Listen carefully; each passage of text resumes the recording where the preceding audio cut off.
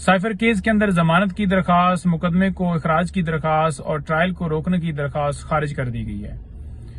لیکن دوسری طرف ٹرائل کورٹ کے اندر جو ٹرائل ہے وہ اسی طرح تیزی سے چل رہا ہے جیسے توشہ خانہ کیس جو ہے جج ہمایوں دلال صاحب کے پاس تیزی سے چلا تھا اور گواہوں کو موقع بھی نہیں دیا گیا تھا، اور عمران خان صاحب کے خلاف فیصلہ دے کر فوراً ایک غیر قانونی آرڈر کے ذریعے خان صاحب کو اریسٹ کیا گیا تھا۔ بات یہ ہے کہ 16 تاریخ سے یہ فیصلہ اسلام آباد ہائی کورٹ میں محفوظ ہے۔ ہم یہ کہہ رہے تھے کہ یہ ٹرائل چلنے کے قابل نہیں ہے، یہ مقدمہ چلنے کے قابل نہیں ہے، اور ضمانت کے اوپر فیصلہ پہلے نیچے نہیں دیا جاتا،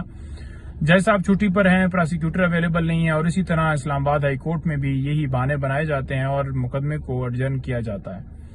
جب آرگومنٹس مکمل ہو جاتے ہیں تو اس کے بعد فیصلے محفوظ کر لی جاتے ہیں اور پھر لیٹ دیے جاتے ہیں۔ زبردستی عدالت کاپیاں دینا چاہتی ہے، حالانکہ کاپیاں وصول نہیں کرتے، اور عدالت آرڈر کے اندر لکھتی ہے کہ کاپیاں دے دی گئی ہیں اور انہوں نے سائن نہیں کیے، اور اگلی ڈیٹ کے اوپر تصور کیا جائے گا کہ انہوں نے سائن کر دیے ہیں۔ اس بات کو لے کر ہم اسلام آباد ہائی کورٹ میں آتے ہیں، اور وہ ٹرائل کورٹ جو ہے وہ سمجھتی ہے کہ لہٰذا اس چیز کا خلا جو ہے وہ پورا کیا جائے، اور وہ کہتے ہیں جی ٹھیک ہے جی، اس ڈیٹ کے اوپر آپ ریسیونگ کر لیں، اور اگلی ڈیٹ فرد جرم کے لیے رکھی جاتی ہے۔ 17 تاریخ سے لے کر 23 تاریخ تک 7 دن کا ٹائم کیسے پورا ہو سکتا ہے؟ حالانکہ قانونی طور پر یہ تقاضا ہے کہ فرد جرم لگانے کے لیے جب کاپیاں دی جائیں گی تو اس کے بعد 7 دن کا ٹائم دیا جائے گا، لیکن 7 دن کا ٹائم نہیں دیا گیا، اور 23 تاریخ کو فرد جرم اسی طرح سے زبردستی نافذ کرنے کے لیے ڈیٹ فکس کی گئی، اور عدالت میں جب 23 تاریخ کو پہنچے ہیں اور وہاں پر یہ کہا گیا ہے کہ جو کیس ہمارے اوپر بنایا گیا ہے وہ یہ ہے کہ سائفر اپنے پاس رکھا اور اس کو مس یوز کیا، اسے چوری کر لیا،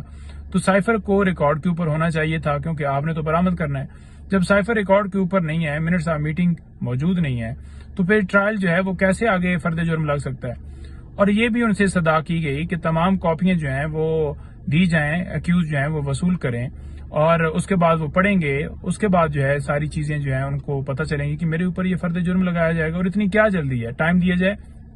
تاکہ مکمل طور پر سمجھ کے اگلی ڈیٹ کے اوپر وہ اس کا جواب دے سکیں اور آپ فرد جرم لگا دیجیے گا۔ لیکن ایسا نہیں کیا گیا، اور یہ کہا گیا کہ نو،